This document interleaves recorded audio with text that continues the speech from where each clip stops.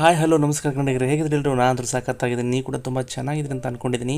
So ನಾವಿವಾಗ ನಿಮ್ಮನ್ನು ಕರ್ಕೊಂಡು ಹೋಗ್ತಾ ಇದ್ದೀನಿ ಕೊಲ್ಲಾಪುರದ ಮಹಾಲಕ್ಷ್ಮಿ ದೇವಸ್ಥಾನಕ್ಕೆ. ಹೌದು, ಇತ್ತೀಚೆಗೆ ನಾನು ತಿರುಪತಿಗೆ ಹೋಗಿದ್ದೆ. ಸೊ ತಿರುಪತಿಯಿಂದ ತುಂಬ ಜನ ಕೊಲ್ಲಾಪುರ ಮಹಾಲಕ್ಷ್ಮಿನ ಅಲ್ಲೇ ದರ್ಶನ ಮಾಡ್ಕೊಂಡು ಬರ್ತಾರೆ. ಯಾಕಂದ್ರೆ ತಿರುಪತಿಗೆ ಹೋದವರು ಯಾವತ್ತೂ ಕೊಲ್ಲಾಪುರ ಮಹಾಲಕ್ಷ್ಮಿ ದೇವಸ್ಥಾನ ನೋಡಿಕೊಂಡು ದರ್ಶನ ಮಾಡ್ಕೊಂಡು ಬಂದ್ರೆ ಆ ಯಾತ್ರೆ ಕಂಪ್ಲೀಟ್ ಆಗತ್ತೆ ಅಂತ ಹೇಳ್ತಾರೆ. ಸೊ ನಮ್ಗೆ ಆಗ ಹೋಗೋಕ್ಕಾಗಿರಲಿಲ್ಲ. ಸೊ 1-2 ತಿಂಗಳು ಬಿಟ್ಟು ಇವಾಗ ಹೋಗ್ತಾ ಇದ್ದೀವಿ.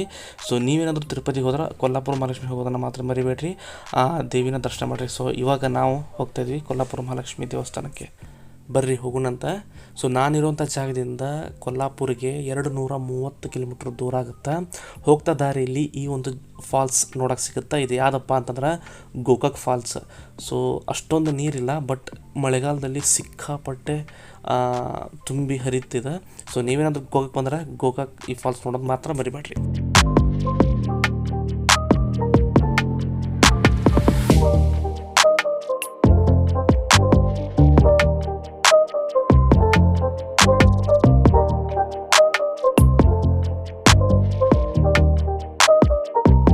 ಓಕೆ ನೋಡಿರಿ, ಇವಾಗ ಬಂದ್ವಿ ದೇವಸ್ಥಾನ ಹತ್ರ. ಇದೆ ನೋಡಿರಿ ಎಂಟ್ರೆನ್ಸ್, ದ್ವಾರ ಬಾಗಿಲ.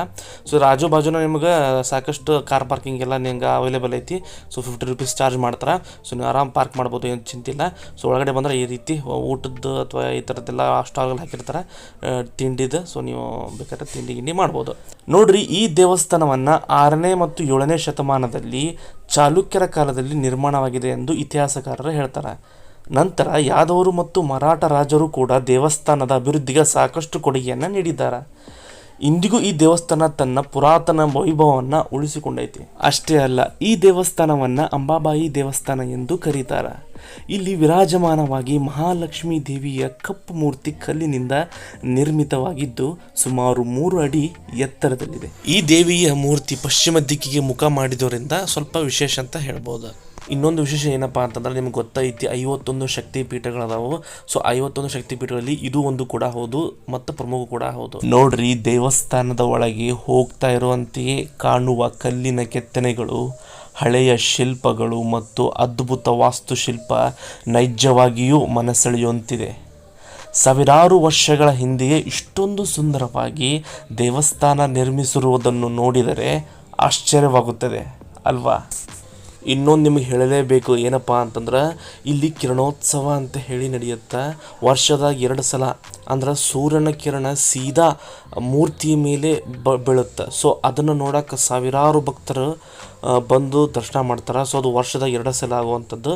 ಸೊ ಅದು ತುಂಬಾ ಅದ್ಭುತವಾಗಿ ಕಾಣಿಸುತ್ತೆ. ಆ ಥರ ಒಂದು ಟೆಕ್ನಾಲಜಿ ಯೂಸ್ ಮಾಡಿ ಅವಾಗ ಈ ದೇವಾಲಯವನ್ನು ಕಟ್ಟ್ಯಾರ. ನೋಡಿರಿ, ದೇವಸ್ಥಾನ ಒಳಗಡೆ ಬಂದೀವಿ ನಾವು ಇವಾಗ. ಸೊ ನೋಡ್ತಿರ್ಬೋದು ನೀವು, ಸುತ್ತ ಕನ್ಸ್ಟ್ರಕ್ಷನ್ ಎಲ್ಲ ನಡೆದೈತಿ ಇವಾಗ. ಸೊ ನಾವು ಪಾಳ್ಯಕ್ಕೆ ಹಚ್ಚೀವಿ ದರ್ಶನಕ್ಕೆ. ನೀವು ದರ್ಶನಕ್ಕೆ ಇನ್ನೂ ಟಿಕೆಟ್ ಏನಿರಲ್ಲ. ಸೊ ನೀವು ಆರಾಮ್ಸೆ ದರ್ಶನ ತೊಗೋಬೋದು, ಬಟ್ ಗದ್ದಲ ಭಾಳ ಇರುತ್ತೆ.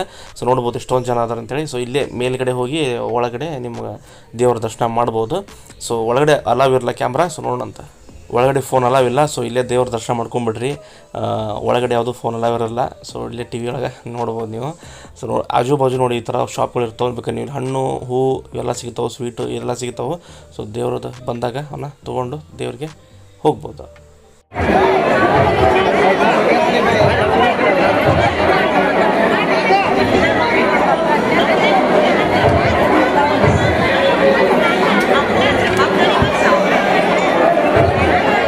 ಓಕೆ, ದರ್ಶನ ಅಂತೂ ಮಸ್ತ್ ಆಯ್ತು. ಸೊ ನೀವ್ಯಾರೆಲ್ಲ ತಿರುಪತಿ ಹೋಗಿರ್ತಿರಲ್ಲ, ಸೊ ಕೊಲ್ಲಾಪುರ ಮಹಾಲಕ್ಷ್ಮಿ ಬರೋದನ್ನ ಮಾತ್ರ ಮರಿಬೇಡ್ರಿ. ಬಂದು ದೇವಿಯ ದರ್ಶನ ಮಾಡ್ಕೊಡ್ರಿ. ಓಕೆ, ಈ ವಿಡಿಯೋನ ಇಲ್ಲಿಗೆ ಎಂಡ್ ಮಾಡ್ತೀನಿ. ಈ ವಿಡಿಯೋ ಹೆಂಗೆ ಅನಿಸ್ತು ಕಮೆಂಟ್ ಮಾಡಿರಿ. ಆ್ಯಂಡ್ ಯಾರನ್ನ ಸಬ್ಸ್ಕ್ರೈಬ್ ಮಾಡ್ಕೊಳ್ರಿ. ಮತ್ತೆ ಬಟ್ಟೆಗಿನ ಮುಂದೆ ನೋಡಿದಾಗ